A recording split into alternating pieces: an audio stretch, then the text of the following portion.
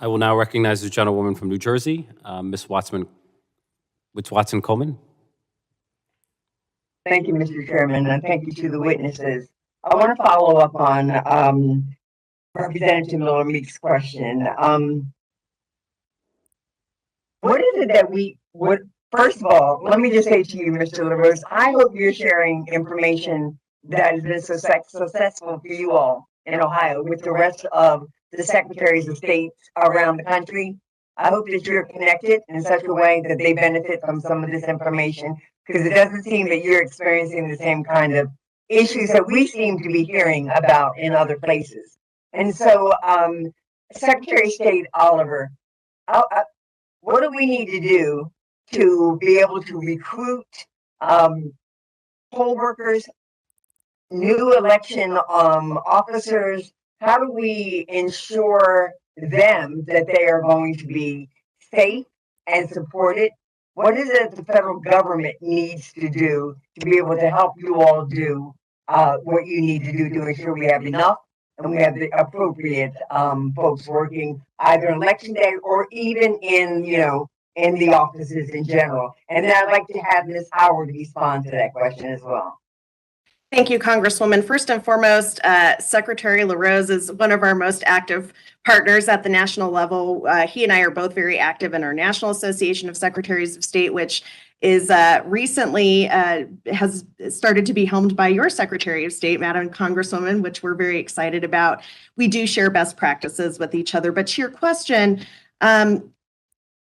I think we've seen some signaling both from CISA, DHS, and our other federal law enforcement partners and the DOJ FBI task force that election officials at all levels, the security is a national priority. That needs to continue to be a drumbeat, and it needs to continue to get louder using all of the platforms that the federal government has available to it to make folks aware.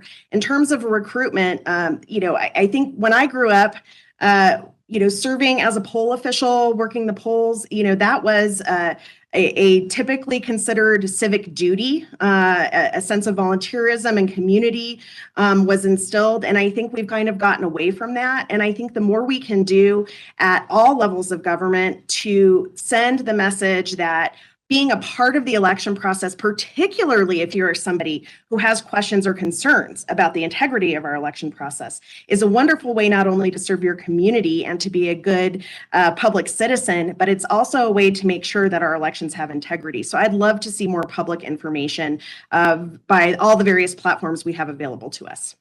Thank you. Ms. Howard, I particularly want to know about the resources that are necessary to ensure that the protections that need to exist locally, that they're available, that election workers and poll workers in particular recognize that there is this system that's got their back, and to what extent our local enforcement and state enforcement agencies are participating and recognizing the need to be engaged robustly, and particularly in this next election and preparing for the one after.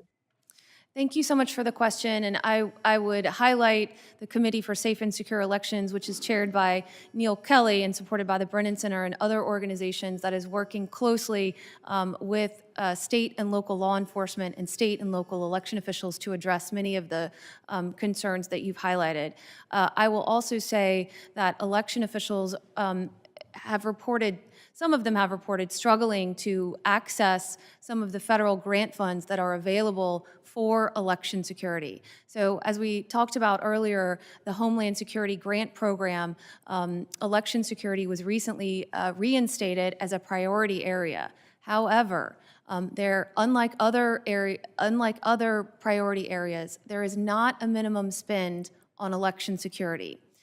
It's a similar issue with the JAG burn funds, which are available to help better protect election officials. There is no minimum spend on election security.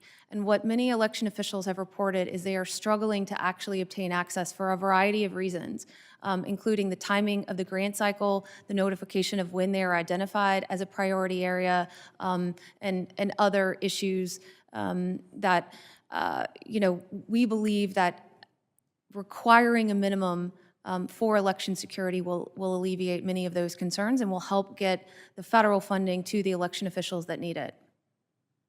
Thank you, Mr. Chairman, I yield back.